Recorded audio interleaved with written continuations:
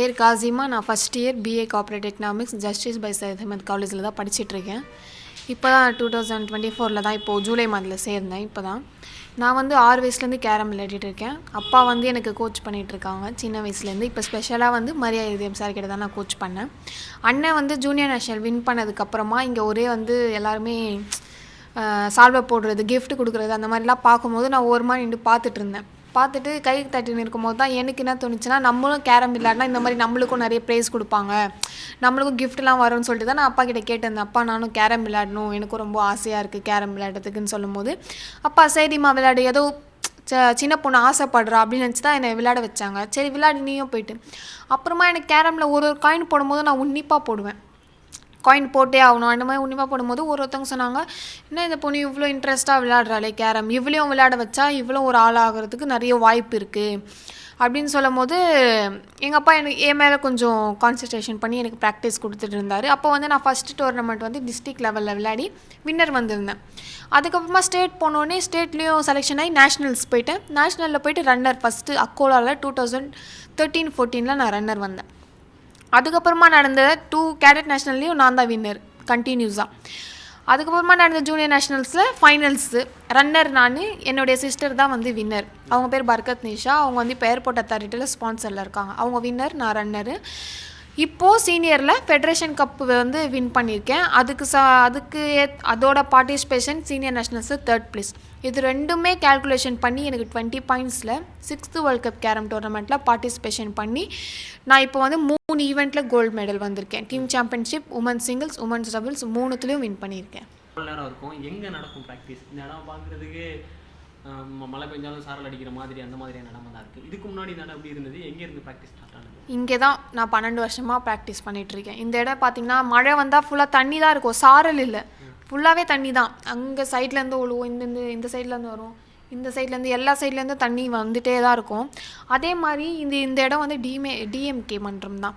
இங்கே வந்து நாங்கள் 5000 வாடகை கொடுத்துட்ருக்கோம் 12 வருஷமாகவே. அதுவும் ப்ளஸ் கரண்ட் 5000. இது ரெண்டுமே வந்து நாங்கள் 12 வருஷமாக கொடுத்துட்ருக்கோம். ரொம்ப கஷ்டமாக இருக்குது. அது வந்து நான் டெப்டி சிஎம் சார்கிட்ட வந்து ஒரு கோரிக்கை வச்சுருந்தேன். எங்களுக்கு வந்து இந்த இடம் வந்து சொந்தமாக கட்டி கொடுத்தா நல்லாயிருக்கும் சார். ஏன்னா வந்து இங்கே 45 பசங்க இருக்காங்க. அந்த 45 பசங்களில் 16 நேஷ்னல் சாம்பியன் இருக்காங்க இங்கேருந்து உருவாங்கினவங்க, ப்ளஸ் 25 ஸ்டேட் சாம்பியன்ஷிப் வின் பண்ணவங்க இருக்காங்க. இப்போது சிஎம் ட்ராஃபி நடந்தது. அதுலேயும் வந்து எங்கள் கிளப்பு சார்ந்தவங்க தான் வந்து 4 பேரோ 5 பேர் வந்து வின்னர் ரன்னர் எல்லாமே எடுத்துகிட்டு வந்திருக்காங்க. ஸோ அந்த மாதிரிலாம் நிறைய இருக்காங்க. இன்னும் வந்து கேட்டுட்டு போகிறாங்க. அதுவும் இல்லாமல் இந்த இங்கே 45 பிளேயர்ஸ்க்கே வந்து இங்கே மழை பெஞ்சா விளையாட முடியாது. இன்னும் வந்து நிறைய பேர் கேட்கும் போது நாங்கள் சொன்னது, கொஞ்சம் வெயிட் பண்ணுங்கள், டெப்டி சிஎம் சார் வந்து எங்களுக்கு உருவாக்கி தரேன்னு சொல்லியிருக்காங்கன்ட்டு. அவர் உருவாக்கி தரேன்னு சொல்லியிருக்காங்க.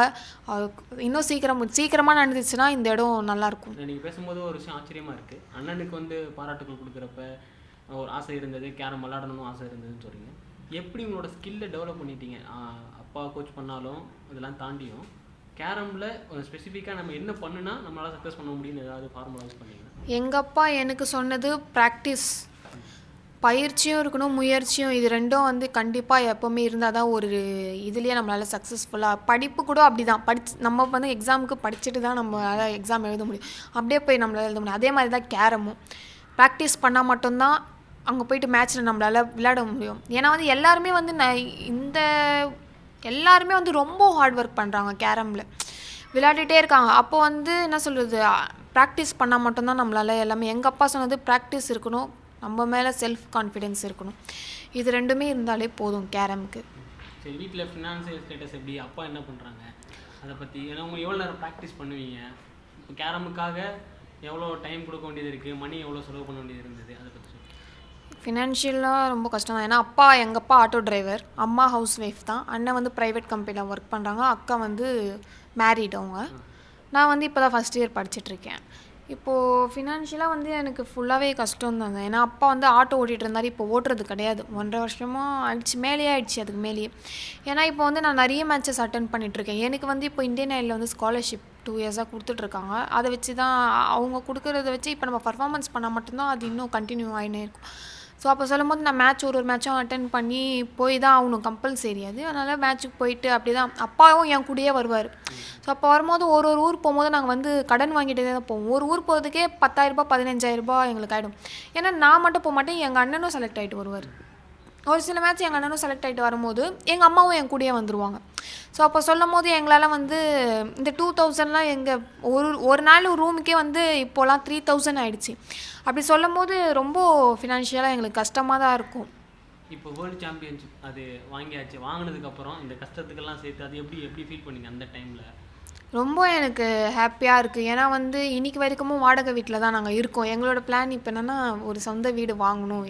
ஏன்னா எங்கள் அப்பா அம்மாவும் அவங்க பிறந்து சொந்த வீட்டில் இருந்ததில்லை, நாங்கள் பிறந்தும் இன்ன வரைக்கும் சொந்த வீட்டில் இருந்ததில்லை. ஸோ எங்கள் அப்பா அம்மாவுக்கு சொந்த வீடு வாங்கி கொடுக்கலான்ட்டு ஒரு பிளானில் அந்த கேஷ் வந்து அதுக்கு தான் நாங்கள் இது பண்ண போகிறோம். நான் காசிமா பற்றி படிக்கிறப்ப மூன்றாவது தலைமுறையும் 4வது தலைமுறையும் கேரம் பிளேயர்ன்ற மாதிரி படித்தோம். உங்கள் தாத்தா கேரம் பிளேயராக இருந்தாங்க? ஆமாம், எங்கள் தாத்தா கேரம் பிளேயர் தான். Player means street fighter. இந்த பெட்டிங் விளையாடுவாங்கள்ல அந்த மாதிரி விளையாடி தான் 2 வருஷம் எங்கள் அப்பாவே பார்த்துக்கிட்டார். அவர் 2 வருஷம் வேலைக்கே போகாமல் குடும்பத்தை எப்படி பார்த்துக்கிறேன்னு தெரியாமல் இந்த கேரமில் பெட்டிங் வின் பண்ணியே எங்கள் அப்பாவோட தம்பியை அவங்க பொண்ணுங்களை எல்லாரையுமே பார்த்துக்கிட்டார். அதுக்கப்புறமா எங்கள் அப்பா விளையாட ஆரம்பித்து எங்கள் அப்பாவை பார்த்து எங்கள் அண்ணன் விளையாட ஆரம்பித்து அதுக்கப்புறமா நான் ஆசைப்பட்டு கேரமில் வந்தேன்.